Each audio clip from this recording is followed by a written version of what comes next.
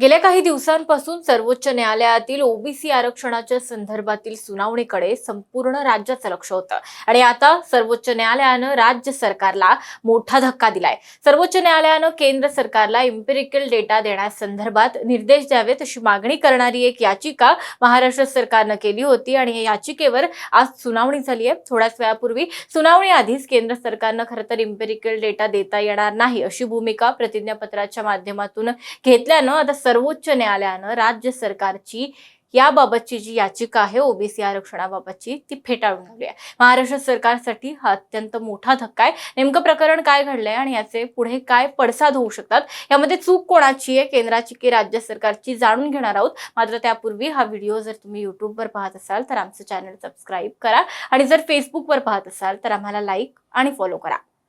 तर केंद्राकडून न्यायालयासमोर सादर करण्यात आलेल्या प्रतिज्ञापत्रानुसार ओबीसींबाबत गोळा करण्यात आलेली माहिती चुकीची आणि वापर करण्यायोग्य नाही। जर केंद्र सरकारनं अशी माहिती घेतली असेल तर हा डेटा आरक्षणासाठी महाराष्ट्र सरकारला उपलब्ध करून देण्यासंदर्भात आम्ही निर्देश कसे देऊ शकतो असा सवाल न्यायालयानं आज राज्य सरकारला केला। याच सोबत या मुद्द्यावरून न्यायालयानं राज्य सरकारला सुनावलंय सुद्धा। महाराष्ट्र सरकारला आरक्षणाची अंमलबजावणी करण्यासाठी तिहेरी स्तरावर काम करणं आवश्यक आहे। याचा अर्थ असा नाही की वापरणे योग्य नसलेला डेटा राज्यांना देण्यासंदर्भात केंद्राला आदेश द्यावेत।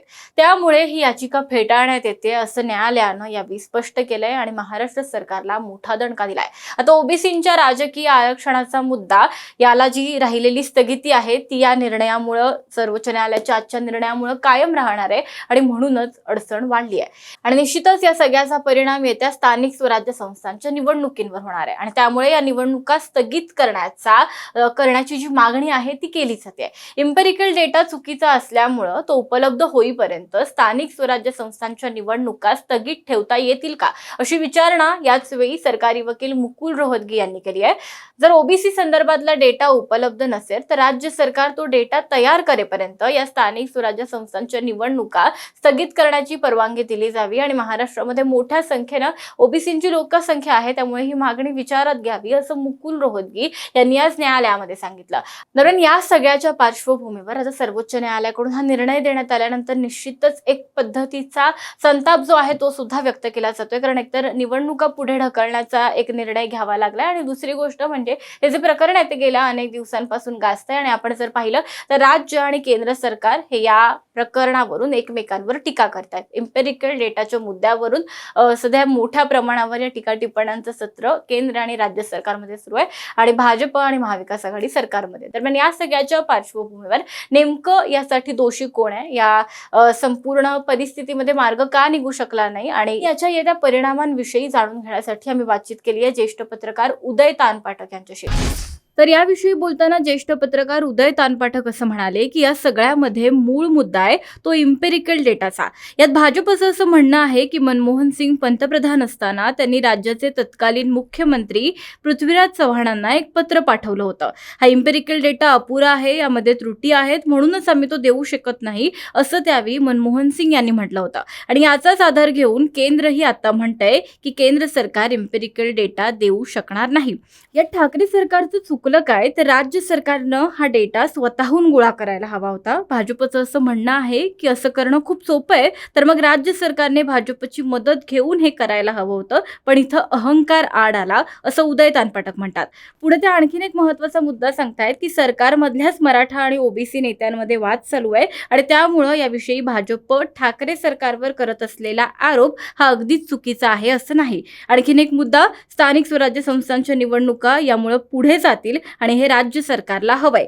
भाजप आणि महाविकास आघाडी सरकारनं एकत्र बसून तोडगा काढायचं ठरवलं तर यावर तोडगा निघू शकतो, पण अहंकारामुळे तो निघणार नाही असं उदय तानपाठक यांनी सांगितलं। आणि त्या पुढे उदय तानपाठक असंही म्हणाले की यापुढे असं होईल की एकतर स्थानिक स्वराज्य संस्थांच्या निवडणुका 6 महिन्यांपर्यंत पुढे जातील आणि पुढच्या महिन्याभरामध्ये भाजप म्हणते त्याप्रमाणे राज्य सरकारला हा एम्पिरिकल डेटा शोधावा लागेल आणि तयार करावा लागेल आणि त्यानंतर निवडणुका सुरळीतपणे पार पडू शकतील। दरम्यान या सगळ्याच्या निर्णयावर आता अनेक राजकीय प्रतिक्रिया सुद्धा आल्या, त्या नेमक्या काय आहेत पाहूया। आता मी भुजबळ साहेबांचं ऐकलं, त्यांनी सांगितलं आम्ही सगळे डिपार्टमेंट कामाला लावू आणि तात्काळ अशा प्रकारचा रिपोर्ट तयार करू, एवढंच नाही तर आज राज्य सरकारने सर्वोच्च न्यायालयाला सांगितलं आम्ही 3 महिन्यामध्ये रिपोर्ट तयार करतो.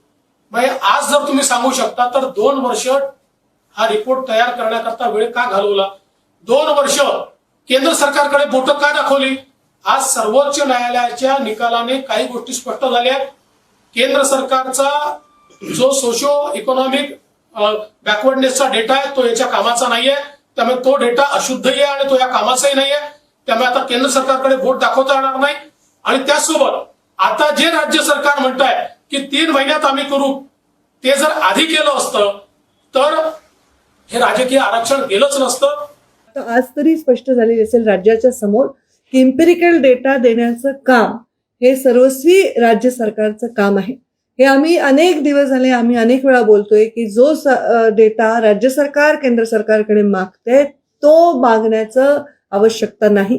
इम्पेरिकल डेटा हा राज्य सरकारने टाइम बाउंड कार्यक्रम राबवून करण्याची गोष्ट आहे आणि त्याच्यामुळे हा जर डेटा केला असता तर आज ही वेळ आली नसती. अत्यंत तीव्र दुःखाने मला आज हा निर्णय सुप्रीम कोर्टाचा, कारण सन्माननीय कोर्टाचा सन्मान करणे आपलं कर्तव्य आहे, हा निर्णय ऐकावा लागण्याची वेळ आज समस्त ओबीसींवर महाराष्ट्राची आली आहे. ही खूप दुर्दैवी गोष्ट आहे असं मला स्पष्टपणे सांगायचं आहे. आजही 3 महिन्यामध्ये आम्ही करू असं जर राज्य सरकारचे वकील म्हणत असतील, याचा अर्थ त्यांचं हे पण म्हणणं आहे की आम्ही करू शकतो.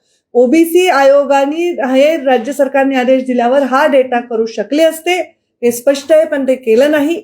आणि आता ही निवडणूक हा ओबीसींवर घोर अन्याय आहे. आरक्षणाशिवाय होणारी निवडणूक हा ओबीसींवर घोर अन्याय आहे.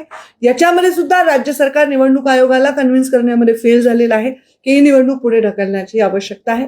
आजच्या सर्वोच्च न्यायालयाच्या निकालामुळं प्रस्थापितांच्या संपूर्ण नौटंकीचा महाराष्ट्रातील बहुजनांच्या पुढं पर्दाफाश झालेला आहे.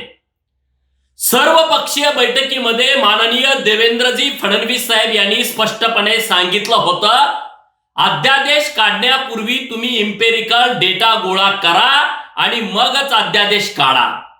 पण प्रस्थापितांना आपल्या उमेदवारांना मार्ग मोकळा करायचा होता म्हणून त्यांनी नावापुरता अध्यादेश काढला आणि सुरुवातीपासून प्रस्थापिताकडून ओबीसींचा पुळका आणल्याचा आव आणला जात होता. हे आज पुन्हा एकदा न्यायालयाच्या निर्णयानं सिद्ध झालेलं आहे. वेळ असताना जर आयोगाला बसायला खुर्ची दिली असती आणि मानधन दिलं असतं तर बहुजनांचा हक्क आज हिरावला गेला नसता.